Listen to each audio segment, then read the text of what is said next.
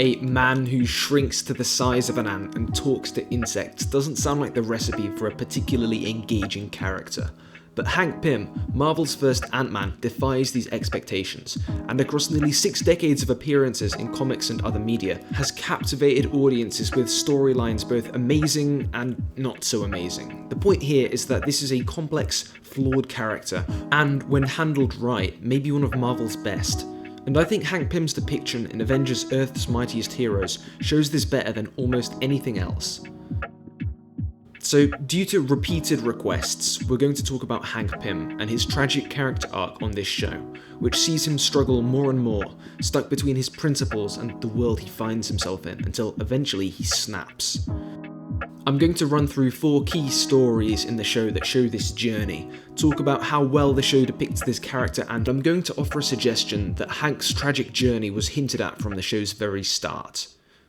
So we're introduced to Hank in the Season 1 micro episode, The Man in the Anthill. It's a fun little story which also introduces Wakanda, Vibranium, the Big House, Ulysses Klaue, and Black Panther. But the important part here is how, in just a few lines of dialogue, we're shown all the key points of Ant-Man's characterization. We learn that he has a deep sense of empathy for life, and not just human life. Let me guess. An ant told you what was going on. A termite, actually. He was in the Sonics lab when it happened. We learn that he's a passionate scientist. You can't imagine the scientific advances that can be made with this sample. And maybe most interestingly, we learn that he's a pacifist, cynical of the beat-em-up world he lives in. Gentlemen. Nobody wants to talk things out anymore. Disappointing. Well, we'll do things the hard way then. He's something of a reluctant superhero, but nevertheless is effective at stopping villains like Klaue, whose assault he manages to withstand due to quick thinking rather than quick reflexes. Later on in this episode, we find out about the Big House and Ultron, respectively a supervillain prison aiming to rehabilitate its occupants and its program of synthesoid jailers, both of which were developed by Pym. With this, the key character traits of Hank Pym, or at least this version of Hank Pym, are communicated effectively and efficiently. These aren't all this episode tells us about Hank's psyche though, but I'll get back to that. Fast forward to 2/3 of the way through Season 1 and we have the Kang and Ultron storylines, 2 of my favourites. I won't go into too much detail with these episodes because I've discussed them before, click in the corner now to see those videos, but this is the point where Hank's journey takes its next big step. Outgunned by Kang's forces, Hank is pressured by the Avengers to reprogram Ultron, teaching him the concept of violence, to act as an army with which to defeat the Conqueror. And Ultron is a key part of this victory, but Hank remains somewhat deflated. To save the day, he had to compromise his morals of pacifism, and in doing so, he inadvertently created perhaps an even bigger threat. Again, check out my earlier video of Ultron for details on this story, but Ultron obviously turns genocidal and almost annihilates all life on the planet. He even appears to kill Thor. While the Avengers eventually prevail in another moment where Hank's mind saves the day, this is it for Hank. Guilt-ridden, he decides then that soon he will quit the Avengers. It becomes clear in hindsight that this turn of events had a big impact on Hank, his self-worth and even his sanity. While I don't think it's fair to blame Hank for Ultron, from his perspective, his clumsy actions almost destroyed the world and killed his friend. You can just imagine how Hank thinks the world sees him after this, an incompetent buffoon who sold out his pacifist principles and created chaos. But let's talk about this pacifism briefly, because the Ultron story really tries to underscore the conflict Hank is feeling between his role as an Avenger and this philosophy which had previously guided his life. Tony, wait! Everyone, just breathe. We can resolve this without resorting to violence. No one needs to get hurt. Cobra was one of my patients in the Big House. The show seems to encourage us to side with the rest of the Avengers when it comes to Hank's reservations about violence, and his reluctance to beat up supervillains and just lock them away. But if you take a step back and imagine these issues and these ideas in the real world, I think it's fair to say that a lot of us would agree with Hank. Prisons should strive to rehabilitate criminals, and the sort of violence the Avengers cause regularly isn't helpful or healthy. But we don't think that when we watch this show because of the medium. It's a cartoon. More importantly, a superhero cartoon. Over-exaggerated violence is the name of the game here, and what's more, it always solves the problem. Take this clip from the Yellowjacket episode, which we'll get onto shortly. And who is the new mystery man, Yellowjacket? Friend or foe? The tale of the tape says he's no friend to the Serpent Society. A news anchor just cheering for a vigilante seemingly murdering villains. So within the world of Earth's Mightiest Heroes, it makes sense that the Avengers are sick of this bleeding heart hippie shtick from Hank, because the medium dictates that his approach isn't going to work. After all, who'd watch Ant-Man counselling supervillains and their eventual reintegration into society for 22 minutes a pop? I mean, now that I've said that, I definitely would, but in this way, the show gets us, the viewer, to see Hank how he thinks the world perceives him. And once you realise that this is what's happening, it's heartbreaking. And I think it's really interesting how Earth's Mightiest Heroes is so aware of the tropes of its own medium, that it can use them to play around with what we, the audience, think is reasonable. Next, we'll skip to the start of the second season, with the episode To Steel an Ant-Man. Again, I've talked a little about this episode before, so link to that on screen now, but the bit we're interested in is how Hank has changed since we've last seen him. Emotionally, he's cold and detached. This isn't me anymore. No. You're Ant-Man. I'm not, Jan. I haven't been since Ultron. When something goes wrong, he doesn't go to the Avengers for help. That's the last thing he wants to do. He's isolated from his friends and former teammates. While the script is good, I think a lot of the credit for this transformation should go to Hank's voice actor, Wally Wingert. This doesn't sound at all like the hero we've got to know since the start of season 1. In a medium like this, a world of cartoonish exaggeration and larger-than-life characters, voice acting is the most obvious human element, which allows us to emotionally attach ourselves to an unreal world and suspend our disbelief.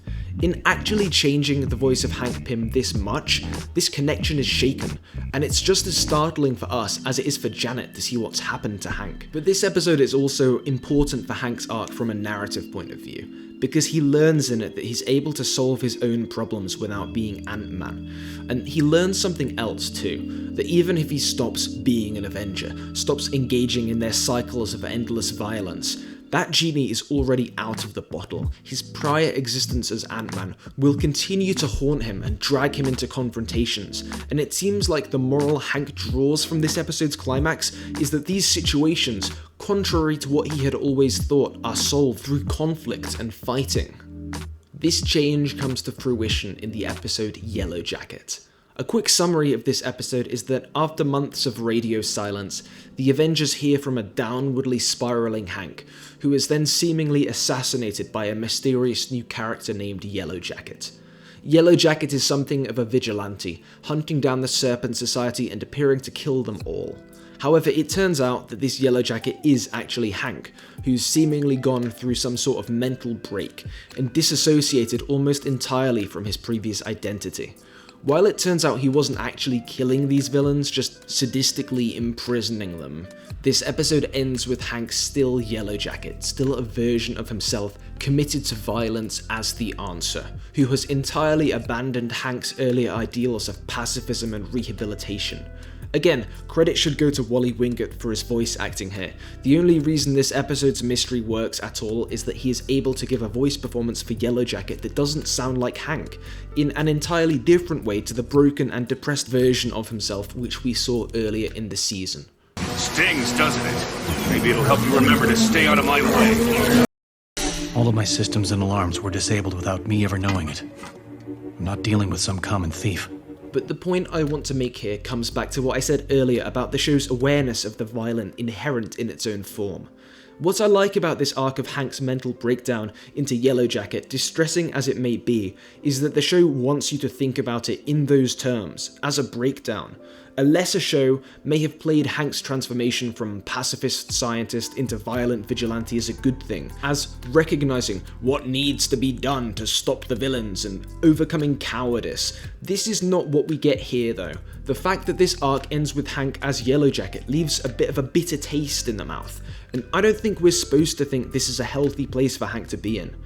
Hank's adoption of violence isn't coded as him overcoming a personal weakness and growing into a capable superhero, but as a mental illness. We're painstakingly shown the gradual deterioration of this man's mental state throughout these 2 seasons, and this new Hank we get towards the end hasn't grown as a character, he's collapsed. And remember when I said that this tragedy was hinted at from the start of the show? Well, let me explain what I mean. We see a few times throughout that Hank, in his original personality, is fundamentally opposed to violent superheroics as a means to defeat criminals. He wants to talk it out. But here's the thing, if he thinks this, why is he a superhero? It's not some reluctant mantle that he's forced to don. His first appearance opens with him doing research in his supersuit. From a meta level, this is so he can get the drop on Claw, and he's a superhero despite his beliefs because this is an Avengers adaptation and he's a superhero in the comics. But think about this for a second from a character perspective. Given the personality and the beliefs of this version of Hank Pym, him being Ant-Man at the show's start doesn't make sense. But maybe that's the point. This fundamental dichotomy of his isn't really addressed. He is a superhero who uses physical violence to beat up criminals while seemingly disapproving of these methods. In retrospect though, given his eventual mental breakdown, I think that Earth's Mightiest Heroes introduces Hank in this way, fully aware of this contradiction, and that it introduces it so brazenly to foreshadow his eventual change. In a few other versions of this character, prolonged exposure to Pym particles has an effect on behaviour and mental health, and I wonder if that's what the show was hinting at. In the comics, Hank's Yellowjacket persona comes with a similar mental breakdown, but after this period, Hank sort of gets a grip, abandoning his costumes altogether to return to science, and he goes on to aid the West Coast Avengers in a less superheroic fashion. I think, had we got a third season, we might have seen something similar. Yellowjacket is clearly a bad place to leave Hank in, now that the audience feels vindication for Hank's earlier beliefs of pacifism. Taking Hank back to these values and a healthier mental state would have been the natural next step in a satisfying story. And if you're wondering why I haven't discussed the Wasp at all during this video, it's not accidental. I think this show's Wasp is such an interesting character that I didn't want her to just be a footnote to Ant-Man. She deserves her own analysis, and I'm sure I'll get there soon enough. But it's about time I wrap this video up. It's 4:30 right now, and I usually upload at 7:30, so let's see if I can get this recorded and edited in 3 hours. Thanks to Lightning Wing Art for suggesting this topic and then badgering me until I made it. And if you like this video, make sure to annihilate those like and subscribe buttons like they're the sanity and mental well-being of Hank Pym. Thanks for watching.